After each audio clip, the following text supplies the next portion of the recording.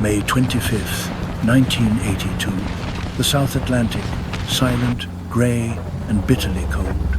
4 Argentine. A-4 Skyhawks slice through the mist. Flying so low, their shadows dance across the waves. Each jet carries a single 1,000-pound bomb, old, hand-fused, uncertain. No radar, no guidance, no promise of return. Their mission: strike the British destroyers HMS Coventry and HMS Broadsword, guarding the task force around the Falklands. For 49 days, this remote war has burned between two proud nations, divided by an ocean, bound by history and pride. To Britain, the Falklands are sovereign soil, a test of will and endurance. To Argentina, Las Malvinas are a wound that never healed. Now, on Argentina's Independence Day, 4 young pilots fly toward destiny. Inside their cockpits, oxygen hisses, engines roar, and every heartbeat feels borrowed. Captain Pablo Carvalho leads the charge. Entering range, he radios, "Don't climb for any reason." Beyond the horizon, British sailors watch empty radar screens, unaware that death is racing toward them just beneath the line of the sea. Two nations, one moment of fate, and in the cold Atlantic wind, courage and tragedy are about to meet.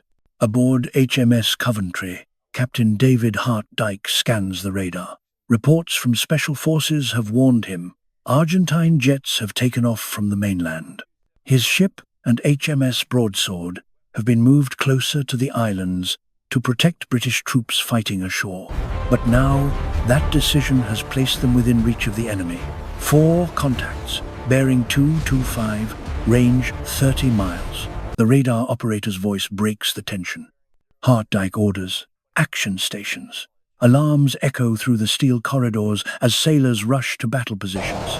Flying low over Pebble Island, Captain Pablo Carvalho and his wingman Lieutenant Carlos Rinke skim the terrain, barely 30 feet above the ground.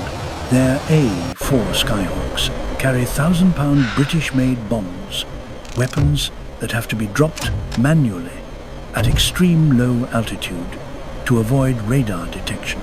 Carvalho radios his men in a calm, clipped tone.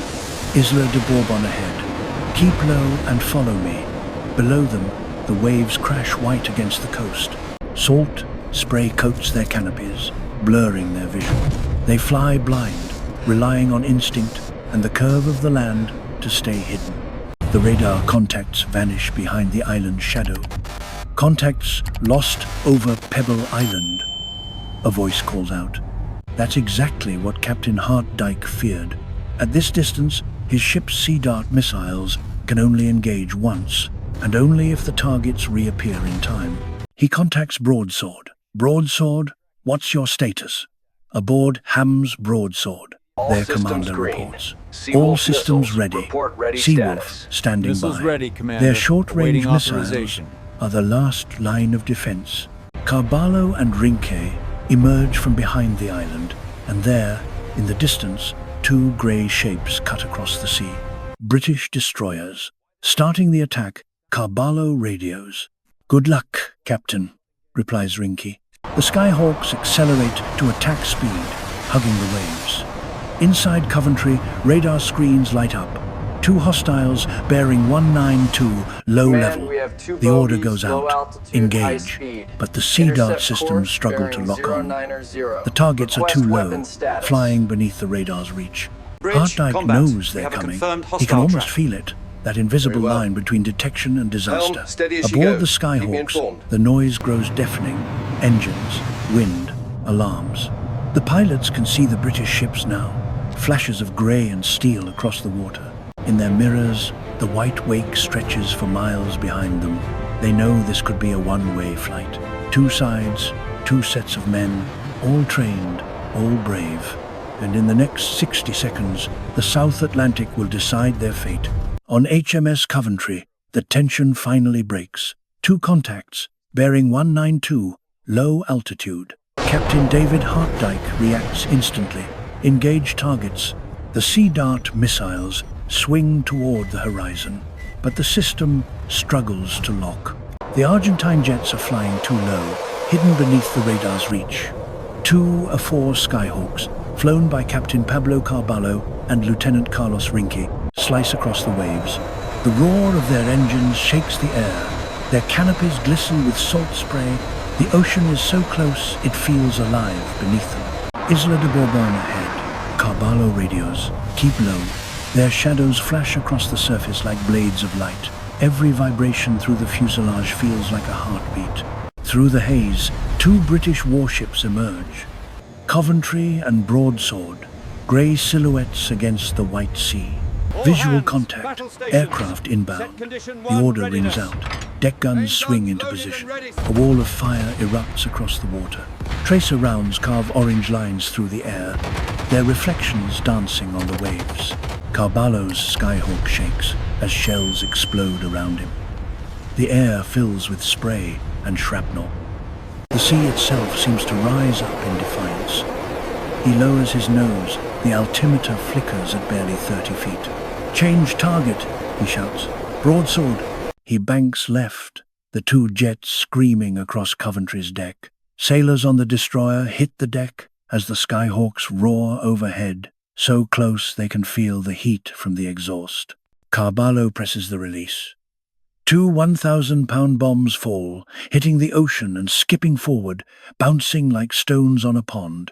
On Broadsword, sailors watch in disbelief. One bomb splashes short and sinks. The other hits the side of the ship, punches through the hull, tears through a helicopter hangar, and bursts out the far side into the sea. It doesn't explode. The crew can only stare. They've just survived by pure chance. Two more contacts inbound. The second pair of Skyhawks, Lieutenant Mariano Velasco and Ensign Jorge Barrio Nuevo, are racing in from the west. Their bombs are smaller, 250 kilos, but fitted with modified fuses to detonate after impact. Hartdike orders, "Turn starboard, bring them into sea dart range." The destroyer pivots hard. A missile launches, trailing smoke, but the enemy disappears again below radar. The missile flies straight and vanishes into the sky. Their Seawolf system reboots. Target locked, but just then, Coventry moves into the line of fire, blocking the only clear shot. "Coventry's in the way, we can't launch." Seconds tick away. Too late. The ships fill his windscreen. Machine guns blaze from the British decks. He steadies his aim and opens fire. His 20mm cannons rake the destroyer's bridge with fire. Then he drops his bombs. Two black shapes fall clean, tumbling through the air. They hit Coventry midship. A deep metallic thud, then a blinding flash. Two massive explosions tear through the hull. Fire rips upward through the operations room, destroying radar, power, and communication in an instant. Smoke floods the passageways. Men stumble in darkness, shouting over alarms. Hartdike is thrown to the floor. He rises, choking, the ship listing hard to port. He grabs the intercom, dead. Everything's dead. Above deck, the order goes out. Abandon ship. Sailors help each other into lift-rafts. Others dive into the freezing Atlantic, their faces blackened with soot, their hands shaking. Within minutes, Coventry is on her side, a steel giant broken by the sea. 20 minutes after the attack, HMS Coventry slips beneath the waves. The ocean swallows her whole. Oil, debris, and orange flames mark the place where she fought. Nearby, Broadsword lowers boats, rescuing survivors from the icy water. 170 men are pulled to safety. 19 never return. Velasco and Barrio Nuevo climb toward home. Fuel low, hearts pounding, they radio back, mission complete.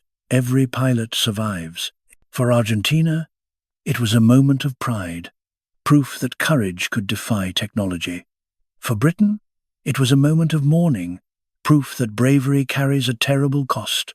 And for history, it was the day two nations met in the cold South Atlantic, where skill, fear, and sacrifice all became one. Argentina.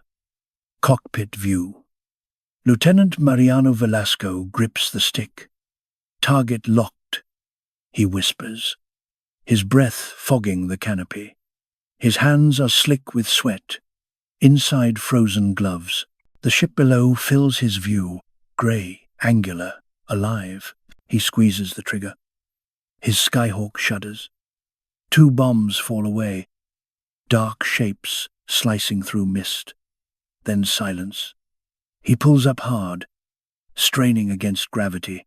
The G-force crushes him into his seat. He can't hear his own engine, only his heartbeat. He doesn't look back. He doesn't need to. He already knows.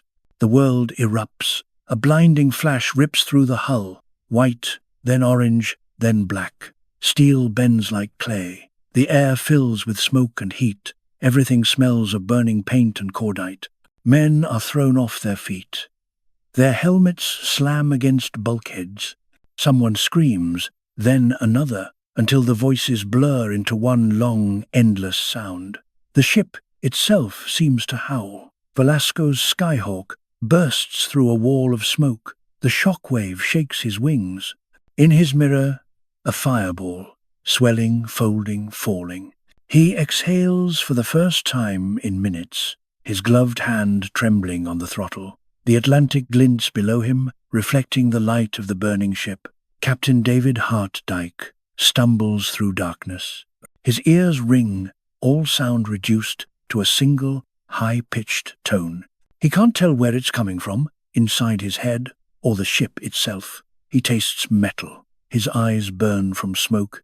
He gropes his way down a corridor, walls vibrating under the strain of the sea.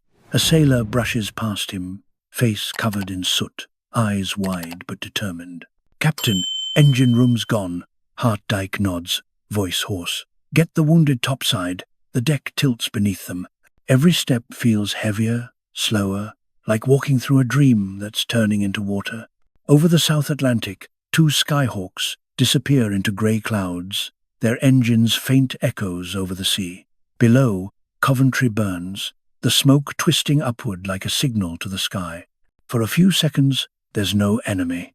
Only men, some trapped in fire, others watching from the clouds, each carrying the same question: what have we done? The sea, indifferent and cold, reflects it all. The smoke, the fear, the silence. And in that silence, history holds its breath. When Captain David Hartdyke finally reaches the deck, the air is thick with smoke and salt. The sea is calm again, cruelly calm. The Coventry is listing hard, the deck tilting beneath his feet. Around him, men move with quiet precision. No panic, no shouting, just the sound of boots on steel and the steady voices of sailors helping one another.